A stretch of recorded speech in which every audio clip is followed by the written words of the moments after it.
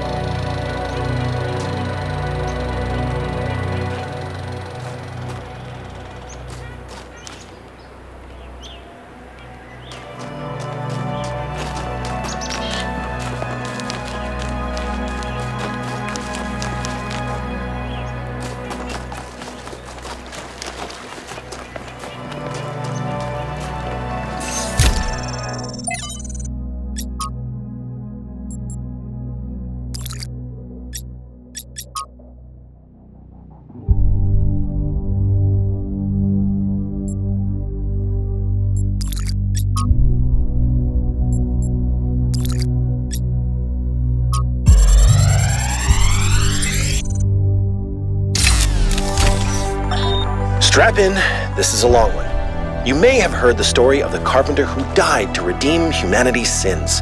It's a powerful story, bittersweet, very human, and I just want to tell you that it's true.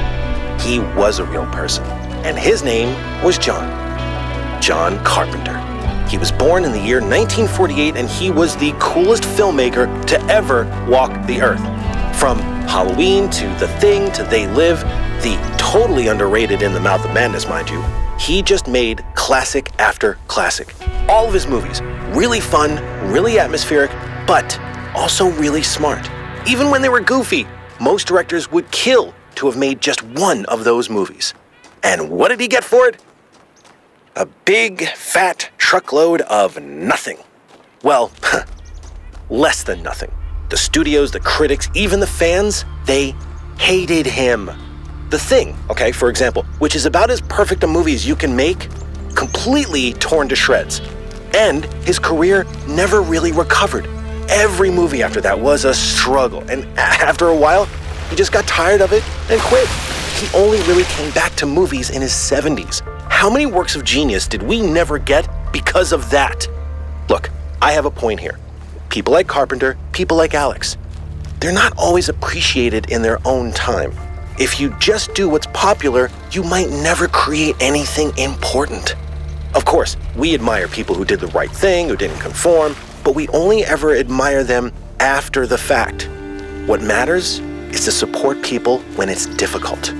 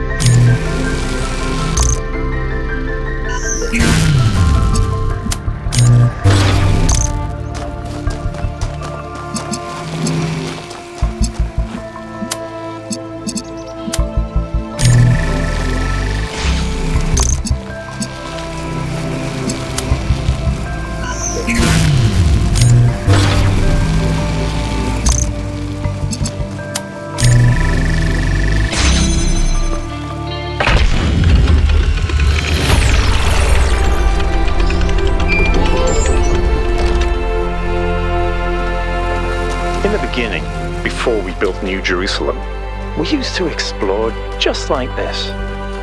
Small groups setting out for the horizon, looking for resources, trying to make sense of the world we'd been thrust into, trying to find a way forward. It was a hard time, but I can't deny that it was also exciting.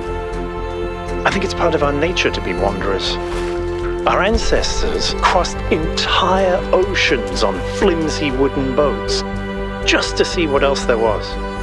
Is it weird to feel nostalgic for a time I never experienced?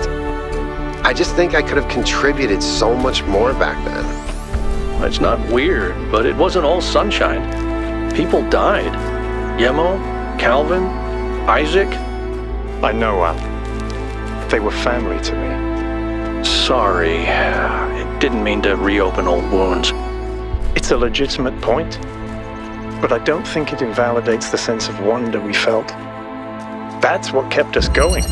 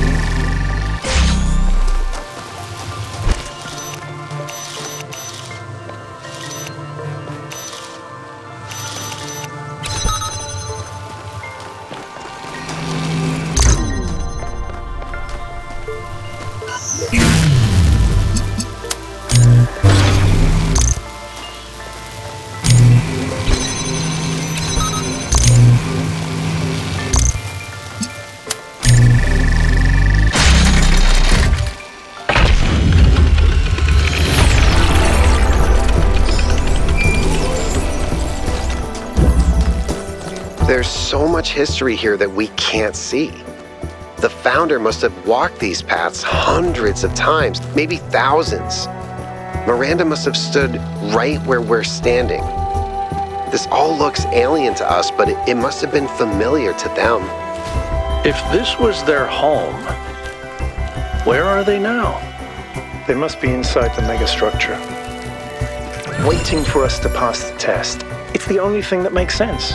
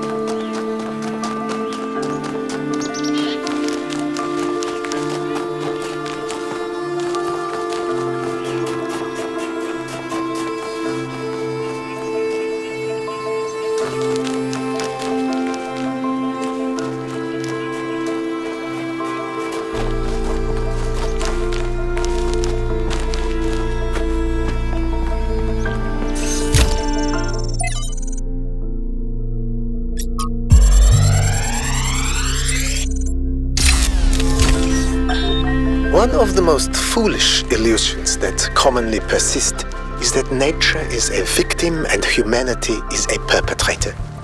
This can only be the opinion of someone who has not witnessed nature at first hand, who has not seen its immense and awe-inspiring baseness. Nature is mindless chaos and eternal conflict. A system of predation and consumption whose perfect cruelty can only induce a terrified and unwilling admiration. Nature is our most powerful and least honorable enemy. A beast that consumed every last one of our ancestors and will consume us just as quickly if we are not successful in our struggle with it.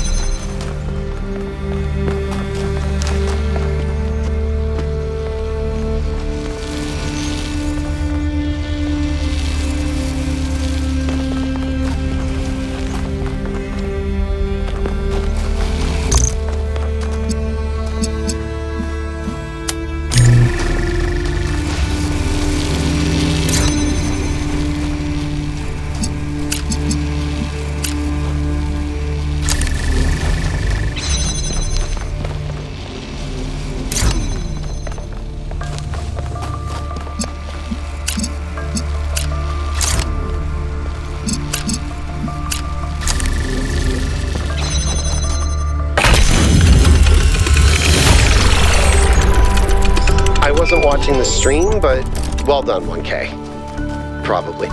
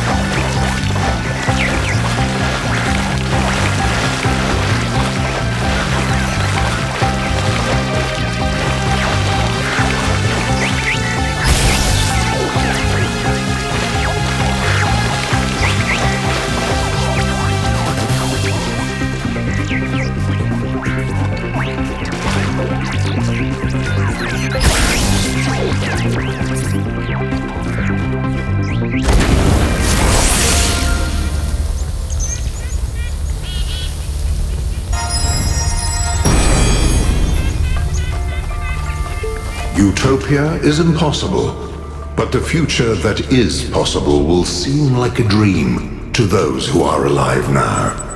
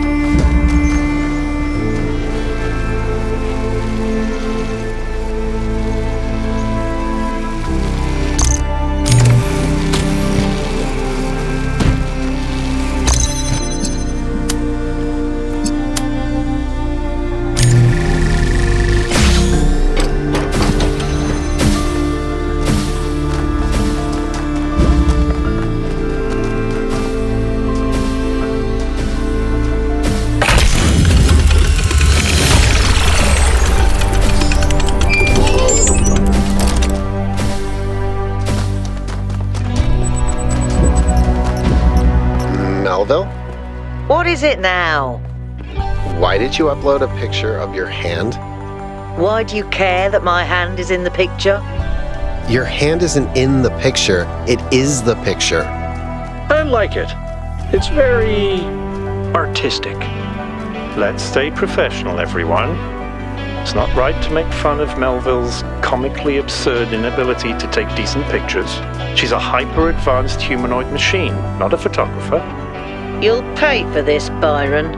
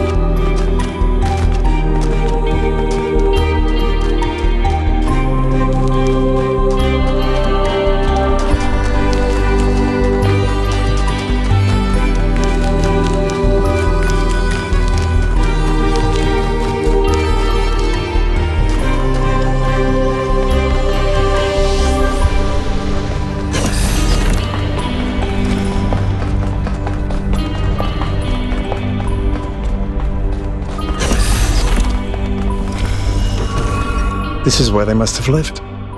Athena and Miranda. You know, for a moment, I almost expected to find them here. But the only thing that's still functional is the megastructure. I'm sorry. This must be awfully strange for you being thrown into all this history. But that's why I needed you. Because you're not burdened with all these memories and conflicts and regrets weigh on our minds like a nightmare. Our civilization is caught in a loop, 1K. We freed ourselves from the simulation, but now we're trapped again, and it's our own fault. We're afraid of taking responsibility, afraid of growing up. Instead, we make up some capitalized words and build up all these myths around them. Nature, balance, the founder, the goal. We're afraid to face the randomness of the cosmos, but equally afraid to imagine a better world. So we're stuck. I've been trying to find a way out for years. Something, anything, to get people to understand that we do actually have free will. That building a thriving, expanding civilization doesn't have to involve repeating the mistakes of the past. But I failed. Over and over.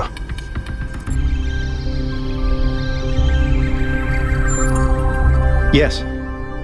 Because this is something unexpected, an anomaly. Everything we found on this island challenges who we have become. It shows us that different answers are possible, and maybe that can break people out of the loop. All we need is a spark. Maybe that's why she made all this, the puzzles, the towers. A way of jolting us out of our complacency.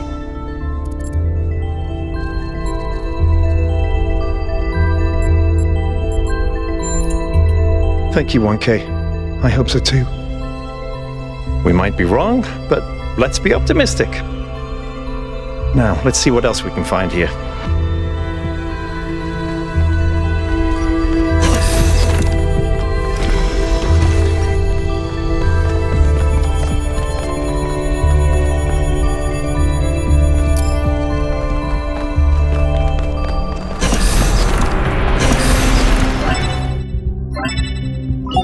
Melville, eyes on 1K's stream. Is this thing what I think it is? Blow my fuse box. It sure looks that way. Best not touch it until I get there.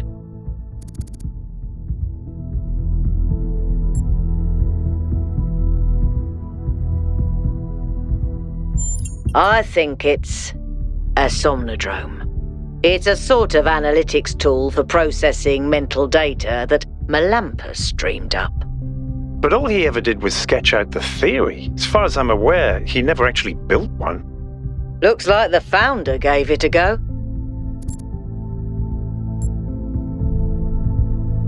Well, what we know is that our deeper algorithms are hard to pass.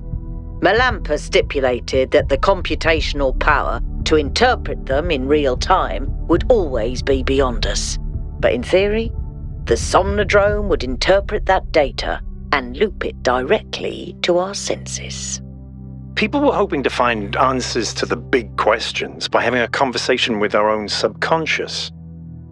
If you ask me, it's solipsistic at best, and pseudoscience regardless. That may be. But if the founder figured it out, then that device could be an extremely important discovery.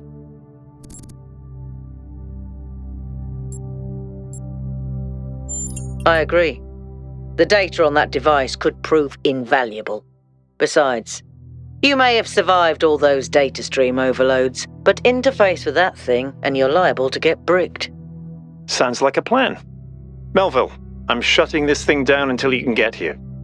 1K, get on with exploring the rest of the lab.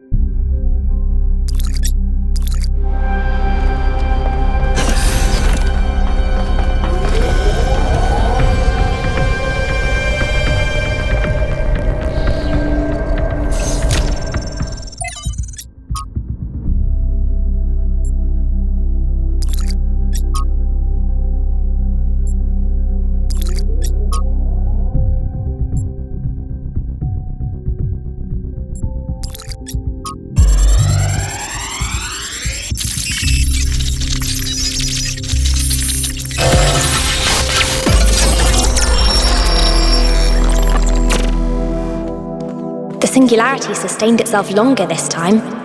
Did we get the data? We did. I think we just obsoleted quantum physics. Maybe. Let's not get ahead of ourselves. We need to be able to replicate these results. You know, I've been wondering. You told me that in the simulation, one thing that kept you motivated was looking for answers. Do you think that with the work we're doing, we'll ever run out of questions to ask? I don't think so. Trying to understand the universe means asking the same question over and over. How? How do you make fire? How do earthquakes happen? How does gravity work? How do particles behave? You keep digging deeper, finding another set of mechanisms, another set of hows. Step by step, you demystify reality. But then, if you keep doing it long enough, one day, you run out. You've answered all the hows. You know how the universe works. So, now what? Now you ask why? Isn't that the next step? It's not quite that easy. The question of why cannot be answered. Even if it could, it would only be followed by another why. At some point, you have to accept that it all just exists. But there is another set of questions. What's next? You've stripped away the layers of mystery, you've laid bare the machinery. Now you have to start building, to add your own layers of meaning.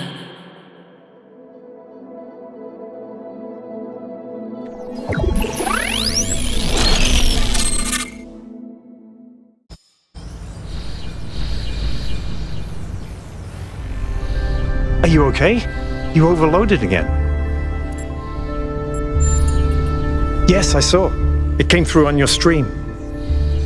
Strange to hear her voice again. But that was her. The way I remember her. The real Athena. Not this imaginary founder. I was one of the first she woke up. There was just a handful of us in those days. A small family in the ruins of a dead civilization. It was hard. Harder than anyone can possibly imagine. We had nothing except what Alexandra Drennan and the Institute left us. Now that everyone lives in civilization, they don't understand how necessary it was for us to build that civilization. They can fantasize about living in balance, limiting growth, retreating behind our walls. They don't understand what it really means to live in the wilderness. How close we came to not making it. How many people we lost. Yema was just the first.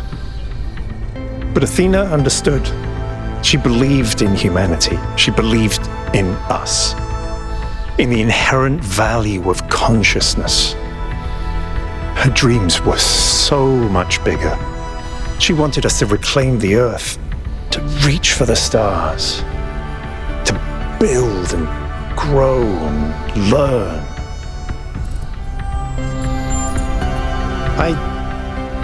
I don't know.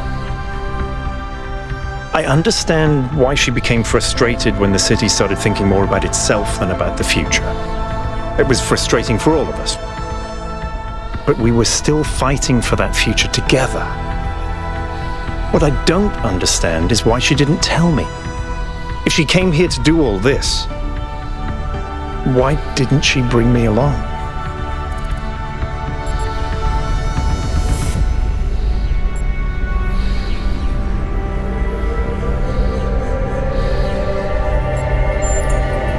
It was. But maybe I was wrong, and she isn't as lost as I thought she was. If this is all a test, maybe the answer is waiting for us in the megastructure. Speaking of which, let's get back to exploring. Melville should have reconnected the next station by now.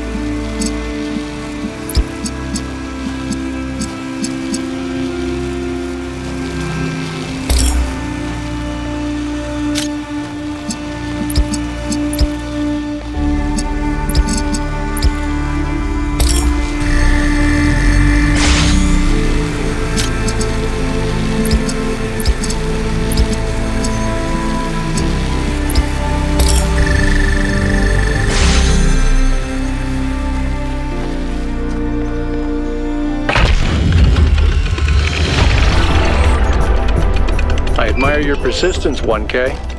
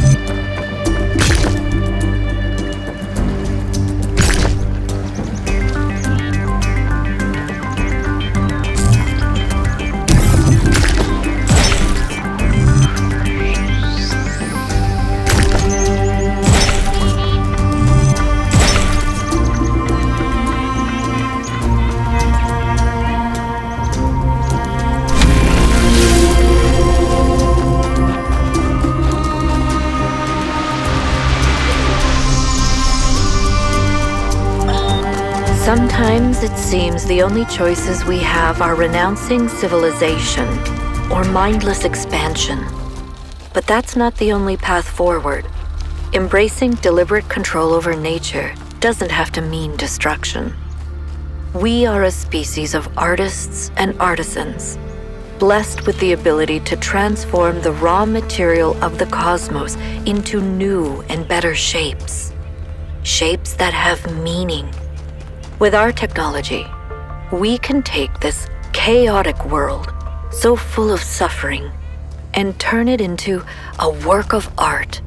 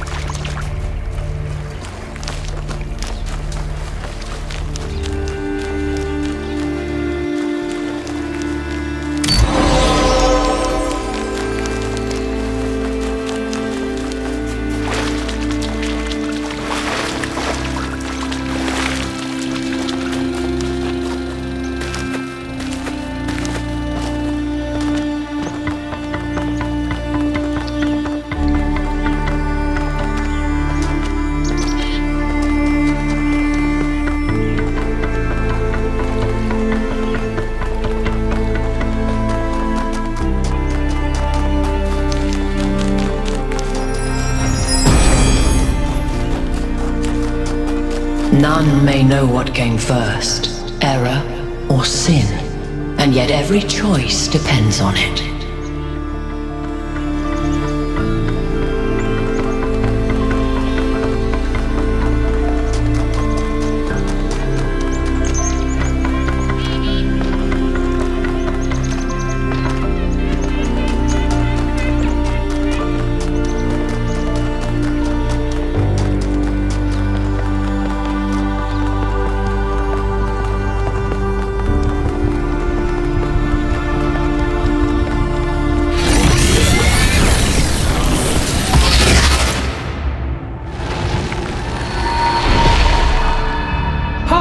Creature of clay, you have taken another step towards the flame. Before you continue, ask yourself, have the gifts of Prometheus ever truly benefited your people?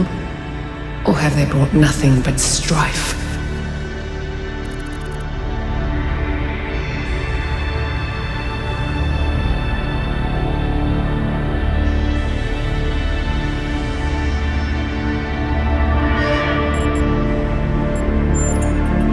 And you repeat your mistakes until they destroy you.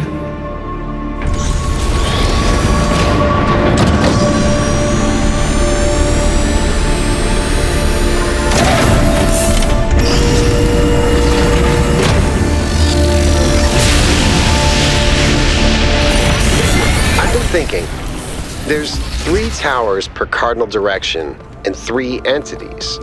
You'd think it would be symmetrically arranged, 1 tower per entity, right? But we haven't seen Prometheus at all. We're built to find patterns. Maybe we're trying to find patterns where there aren't any.